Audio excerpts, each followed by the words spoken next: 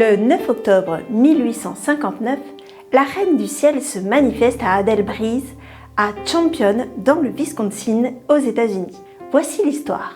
Adèle est en train d'aller au moulin à environ 5 miles d'ici à Champion, un sac de blé sur sa tête. Presque arrivée, elle voit une dame habillée en blanc derrière 2 arbres, un érable et un sapin. Adèle, épouvantée, reste immobile.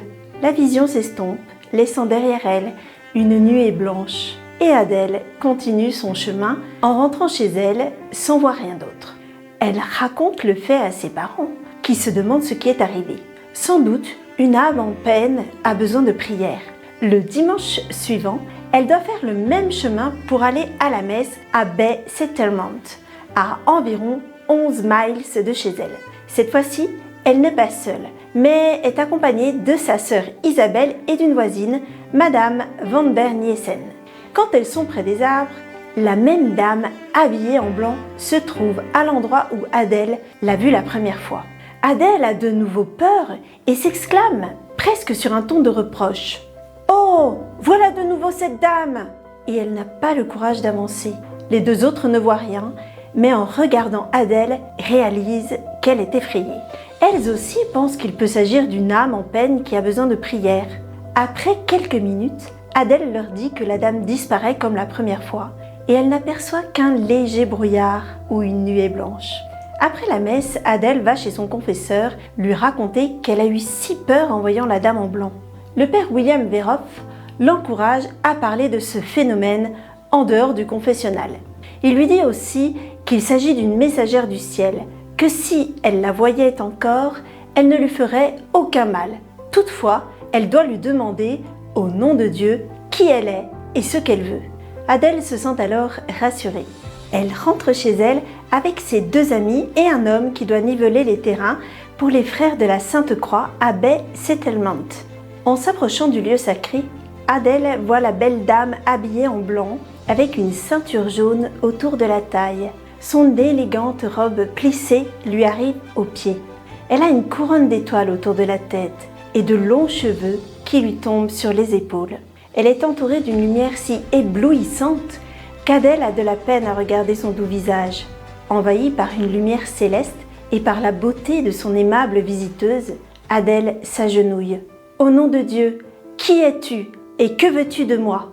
demande-t-elle, comme le Père le lui a dit de faire. « Je suis la Reine du Ciel qui prie pour la conversion des pécheurs et je désire que tu fasses comme moi. Tu as reçu la Sainte Communion ce matin et cela est bien, mais tu dois faire davantage. Fais une confession générale et offre la communion pour la conversion des pécheurs. S'ils ne se convertissent pas et ne font pas pénitence, mon fils se verra obligé de les punir. »« Qui est-elle » demande une des femmes. « Pourquoi ne réussissons pas à la voir comme toi ?» dit une autre en pleurant. « Agenouillez-vous, leur dit Adèle. La dame affirme qu'elle est la Reine du Ciel. » Notre-Dame se tourne, pose son regard sur les amis de la jeune femme et dit « Heureux ceux qui croient sans voir. Que fais-tu ici sans rien faire, alors que tes amis travaillent dans la vigne de mon fils ? Que puis-je faire de plus, madame bien-aimée ?» demande Adèle en pleurant. « Réunis les enfants de ce pays sauvage et apprends-leur ce qu'ils devraient savoir pour obtenir leur salut. Comment pourrais-je leur apprendre ce que moi-même je connais si peu ?» réplique Adèle. « Enseigne-leur le catéchisme, le signe de croix et à s'approcher des saints sacrements. Voilà ce que je veux que tu fasses, » réplique la dame. « Va, et ne crains rien, je t'aiderai. » Puis, Notre-Dame lève les bras au ciel, comme si elle implore la bénédiction pour ceux qui sont à ses pieds, et lentement disparaît en laissant Adèle bouleversée.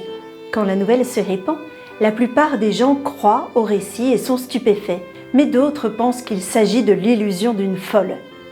Catéchiser les enfants et mettre en garde les pécheurs de Bay Settlement devient une mission pour Adèle.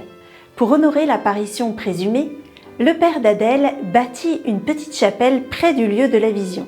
En 2009, Monseigneur David Ricken, évêque de Green Bay, commence une enquête ecclésiastique sur les apparitions mariales survenues en 1859, où est construit le sanctuaire de Notre-Dame du Bon Secours. Le mercredi 8 décembre 2010, jour de l'Immaculée Conception, l'évêque de Ricon approuve officiellement les apparitions mariales survenues au mois d'octobre à Champion, Wisconsin.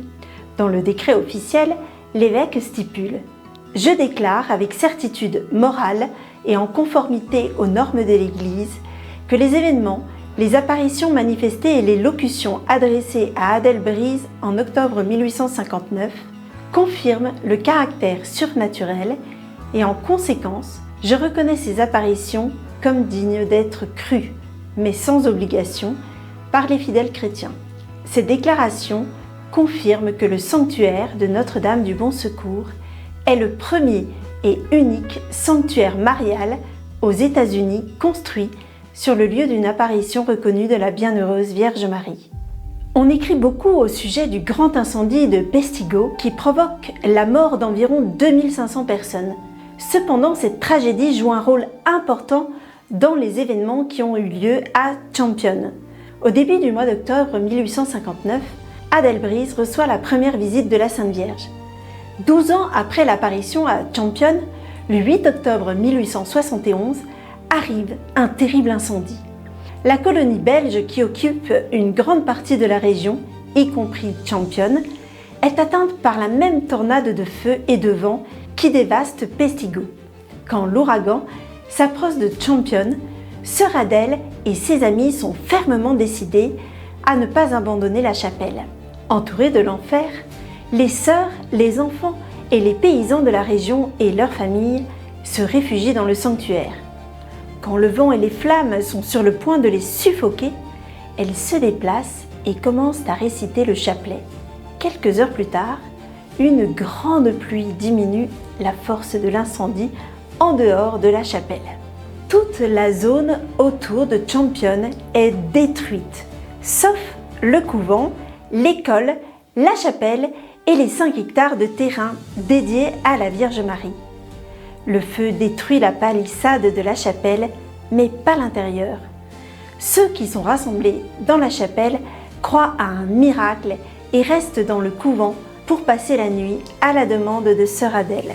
Les seuls animaux survivants à l'incendie sont ceux amenés dans la chapelle par les paysans et leurs familles qui arrivent au sanctuaire pour se protéger. La chapelle est petite, mais elle fournit aux animaux l'eau nécessaire pour s'abreuver. Tandis que plusieurs puits profonds de la zone deviennent totalement secs, le puits de la chapelle est alors appelé le puits des miracles.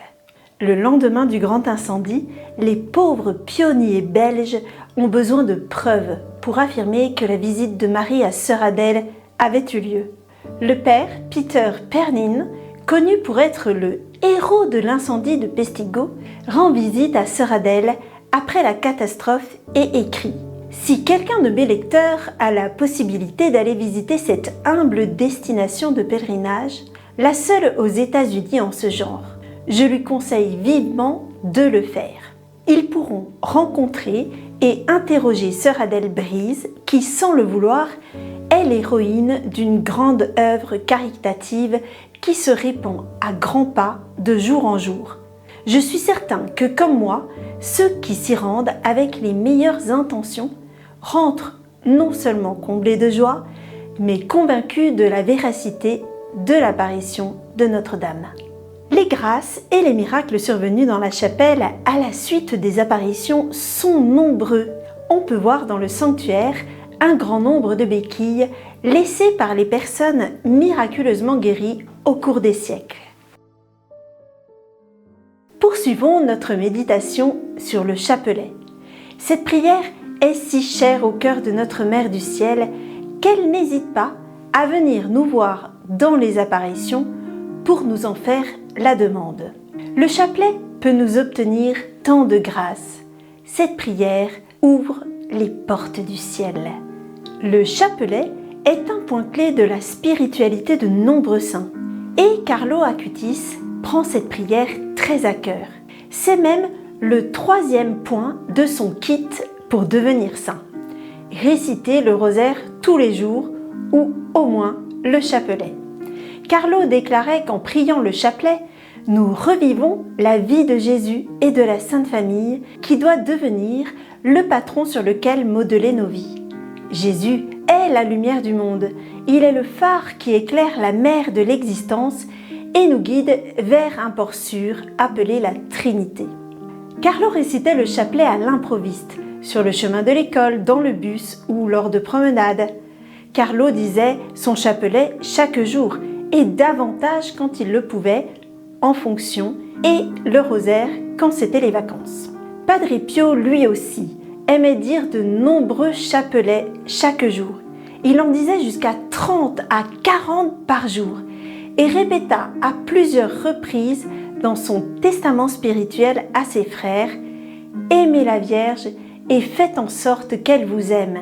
Toujours priez le rosaire, parlez du rosaire, de ma Sainte Mère, parlez aux âmes des grands moyens de salut, l'Eucharistie et le rosaire. » Quant au curé d'Ars, il aimait dire « Un seul ave bien dit fait trembler tout l'enfer ». Carlo Acutis avait l'habitude de dire que, après la Sainte Eucharistie, le rosaire est l'arme la plus puissante pour lutter contre le diable et l'échelle la plus courte vers le ciel. Combien de fois n'avons-nous pas vu Jean-Paul II se promenant chapelet à la main? Il aimait dire « Le rosaire est ma prière préférée ». Il y a donc un véritable secret à découvrir dans cette belle pratique. Est-ce que la demande de Marie dans les différentes apparitions de dire le chapelet résonne en moi? Aujourd'hui, je jeûne en prenant un repas simple et je peux ajouter un jeûne d'écran en évitant les réseaux sociaux en particulier, sauf les vidéos YouTube de Light in the Dark. Au nom du Père et du Fils et du Saint-Esprit, Amen. Notre-Dame du bon secours, au fil des âges, nos pères ont crié vers toi et tu as écouté leurs prières. Dans les pestes, les guerres et les malheurs des temps, tu leur as redonné l'espérance et la paix. Protège encore aujourd'hui notre pays, chacun de ses habitants et ceux qui en sont responsables. Donne-nous de vivre ensemble dans la fraternité en étant attentifs aux plus fragiles. Veille sur les familles et soutiens-les. Notre-Dame, aide-nous à vivre et annoncer l'évangile de ton Fils en écoutant sa parole dans la disponibilité aux appels de l'Esprit pour la gloire de Dieu et le salut du monde. Amen. Notre-Dame du bon secours, priez pour nous. Saint Joseph, priez pour nous. Saint Carlo Acutis, priez pour nous.